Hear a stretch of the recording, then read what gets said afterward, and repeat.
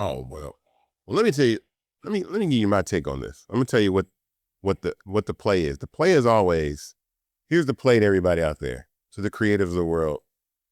It's demonize until they can monetize. Correct. So what's going to happen first is they're going to say microdramas are cheap, trashy, it's not art, it's bullshit, da-da-da-da-da. That's to say it's not worth paying attention to until we figure out how we can make money off of it. And then don't be surprised that, 4 years from now, they're giving away Emmys for microdramas. You know what I'm saying? Like best microdramas, whatever. Mm-hmm. They're going to demonize it until they can monetize it. Mm. So, and that's one. Two, every single time that entertainment and media have underestimated technology, they get their ass whooped. Yeah. So I'm telling you right now, like if go ahead and that's why being in the tech space, I'm not underestimating microdramas at all. I respect it. I study. It's so much to the point that I understand that it is an art form. So when I first started even having ideas about this and mentioning to people, say, oh yeah, I can do that. I got one of those. I'm like, no, I know you don't have this. I know you don't have this. You might have a show that you could, an hour and a half song show that you could chop up into 2-minute episodes, but they're not shot in the way that they end on the cliffhanger. They're not written for this format. Right. It's a very, very specific format. And it doesn't mean that microdramas won't evolve, but what really works and what gets people's attention right now is that specific format. That's why when I sought out Ty, and shout out to Gary Jordan, who's the person that told me that I needed to talk to you, was because I needed someone that I knew could say, okay, I could find a partner that says, you guys can handle that side and Fanbase can be the distributor. And we needed to put something together that understood and respected it. You're probably one of the only people that didn't say, oh yeah, I got a bunch of those. It's just, and I was like, nah, it's specific in the way that it's shot. And that's the part that's really, really important. So to those of you out there that want to learn and understand about microdramas, study it. Like I've spent the last 60 days really watching these things, understanding how they're shot, how they're produced, the budgets, how long it takes to edit them, the retention of the platform, like the watch time, all these things that really provide metrics on what make them, such engaging content.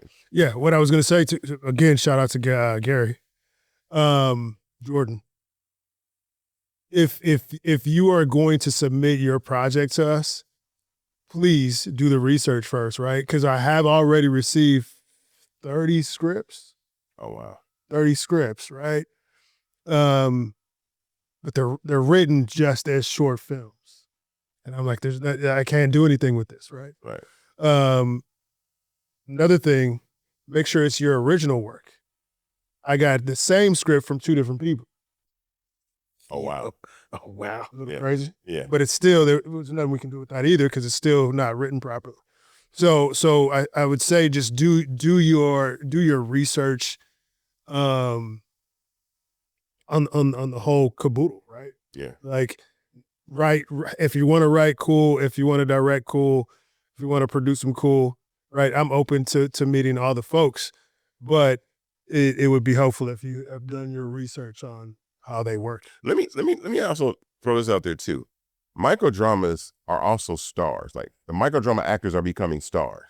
Yeah. Like, and it's a whole nother level of celebrity. Yeah. And it's kind of like the I don't know, it's like a new form of celebrity. It's like the internet celebrity, right? Like streamers, right? I Show Speed, Castanat, Country Wayne. And I want to shout out Country Wayne because Country Wayne, he's like the original. He's one of the, like, I'm saying, he's one of the pioneers in that medium as well. Because some people say, oh yeah, you got to give Country Wayne this prop. I'm like, microdramas were around before Wayne, but Wayne definitely did Black microdramas like that. And the way that he's doing it is the most gangster thing ever, because we were talking about this the other day. Matter of fact, me and Roland had this conversation recently that Country Wayne showed his views in 30 days on Facebook, and he got almost 1 billion views in 30 days.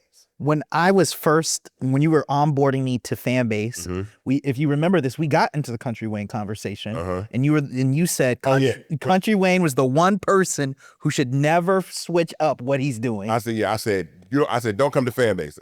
I said, Country Wayne, everybody wanted to come and use the app. I said, do not, what you're doing, keep doing that shit. Yeah. Don't don't change anything of what you're doing because it's like he releases every hour on the hour. I think. Yeah, he's like he reads like 20 episodes a day. And here's the gangster part about what Wayne did. Shouts out to Ro Rochelle too. That's the homie. Yeah. Oh, and Mike, I have to shout out my big bro. Shout out, Mike. But this is the thing that was gangster about what Wayne did and what made it, what I thought was really smart and really like a good thing to do. So Wayne was shooting these series, right? And these microdramas, and they were in these microdrama series he was doing. And then he started handing a storyline off to Mike. Yep. Or Rochelle, and then paying them to go do. He's like, I can't shoot all this shit. Right. You go do yours. You go do your storyline. You go do your storyline, and I'm gonna pay you like a big check. Like Mike, I think I'm not gonna say what Mike said he got, but I think Mike got a 7-figure check. But you know what? Let's speak to that for a second. We got to give Country Wayne his props because he has employed so many folks. A ton of folks. Like, shout out to you, man. Killing it. That's the thing about it is like he wasn't doing this. He wasn't like that. And I love the power of Black innovation, like using just the things that we have, the mediums that we have to tell our stories and get our things across. So if there is a microdrama short form video Tyler Perry of sorts, then I would say that is Country Wayne. He's the person that's like, all right, you're the one that, because you're doing it in such a, like, it's guerrilla style. Like, I'm not even a filmmaker. He was a comedian. And he just started making these skits. There's no editing. Right. No, it's one shot. It's one shot on the iPhone. Exactly. Pause. Yeah. Yeah. Crazy. And he mastered it. But I want to go into this deeper, right? Mm-hmm. What does us bringing microdramas bring for multicultural storytelling for creators? I'll let you. Yeah. You said, what does it bring? Yeah. Well, the opportunity for multicultural storytelling. Yeah, I think that there's a lot of different pieces to it, right? Yeah. So we talked about Quibi, and Quibi still was under the mindset we have to have stars. No one knew Country Wayne. Right. 7 years ago, 10 years ago, maybe. Right? Now he's created this whole world that benefits another whole world. You have talent that benefits, right? Mm-hmm. You have the behind the scenes folks, the folks shooting, the folks that may be writing, and then any other teams that he has, right? But for these microdramas, although smaller, we still have a team of filmmakers. Mm-hmm. There's still a director. There's still a DP. There's still, these individuals. Just our group as a whole may be a little smaller, but it also so some folks still continue to work, right? But then, as you just mentioned, there's a new group of talent that starts to arise, right? We've talked about it. We've talked about having a casting call for the first two that we're going to do, that will be over at Fanbase. The opportunity for those folks, I'm so excited for it, right? Because we will be creating, especially with the projects that we've talked about. They're fun, they're adventurous, they're crazy, right? And so it'll be an opportunity for some of the newer talent, younger talent to come and shine. I think microdramas will do to television and film what soap operas used to do. You know, artists would like an actor would start out on like All My Children, General Hospital, and then like that's where Shamora Moore started. Yeah. And then he's been on TV for 35 years now. You know what I'm saying? But he started on that. And I think the microdramas are because really all you need to do is like you're actually it's even wider because these things get 250 million views, 60 million to give you an understanding of what the microdrama industry is in China. Just to give you an understanding of why this space is important and why the time is now. The microdrama industry in China is like a $9.3 billion industry. It's bigger than their television and film industry over in China. Every day, over 350 million people watch microdramas, right? So over 250 million people watch microdramas every day, right? every day, 350 million plus every day. That's ridiculous. So you're thinking about an actor. Imagine, these actors are having their content seen more than Hollywood stars. Yeah. They're becoming, that's what I'm saying. It's bigger. That's why I say community, that's why fan base, that's why I say for fan base, for us, why it matters, because when it's in a community environment, that thing is so huge because it allows the artist to be seen by more people that see Brad Pitt. You understand what I'm saying? The more people that see these individuals online, that's crazy. It's too impactful, it's too powerful, it's too lucrative to not take part in. And then more importantly, again, when I looked at Real Short and I looked at Crazy Maple Studios and Real Short have a lot of white microdramas. Most of the volume, the catalog, like 90% of what they do is white microdramas. Crazy Maple Studio and Real Short are a Chinese company. It's a Chinese company. And so again, it's the same thing of how TikTok became such a very popular Chinese app in America. And so for us, again, I don't want us to do what we did for the WB and the CW. I don't want us to do what we did for Quibi. I don't want Black culture to be used to elevate the infrastructure of a business that we could own and all share in the success and profit of together by production and distribution and monetization together.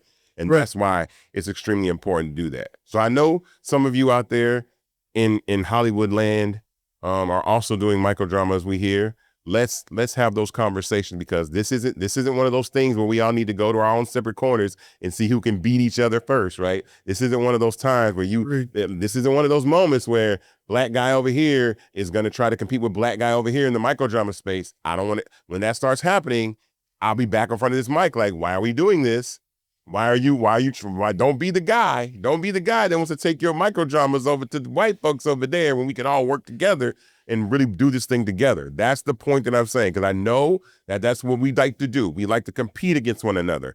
But the difference is when we compete against one another, we hurt each other, because we're competing on the table of white financial infrastructure. So it doesn't matter. If two white guys, if the white guys over here want to build a microdrama company and compete with a white guy over here, it does not hurt white supremacy. When two Black people compete against each other and compete against each other in these spaces, we hurt ourselves. We divide the ability to scale a business. So I don't want to hear when we're doing these things, everybody's about to go out here and start competing against each other in the microdrama space.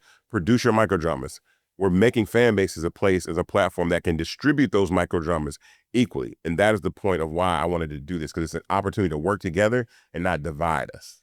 Absolutely. You know, the last question that I want to hit you guys with on my end is, how does this partnership between Braveheart, Wild Peach, Fanbase represent the future of short form scripted content and the future of creator-driven entertainment? For me, we're leaning into it because there's a lot of amazing, talented people out there.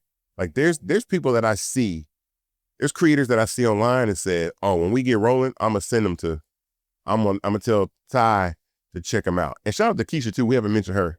We haven't mentioned Keisha as well, your wife. So we haven't mentioned her, but definitely she's part of this, part of Wild Peach and what we're doing. So, but yeah, I can't wait. I've been seeing these people online like, oh yeah, I can't wait. And a lot of my friends that do act that are out of work, I've seen a lot of my friends move from LA to Atlanta, like thinking that, okay, this is where the work is, and they ain't got no work. It's dried up. Yeah, it's dried up a bit. So I'm looking forward to that. The pivot is necessary, right? A lot of folks are looking for work. We are about to provide opportunities for a lot of people. Mm-hmm. When we first started, I was a fan of Fanbase.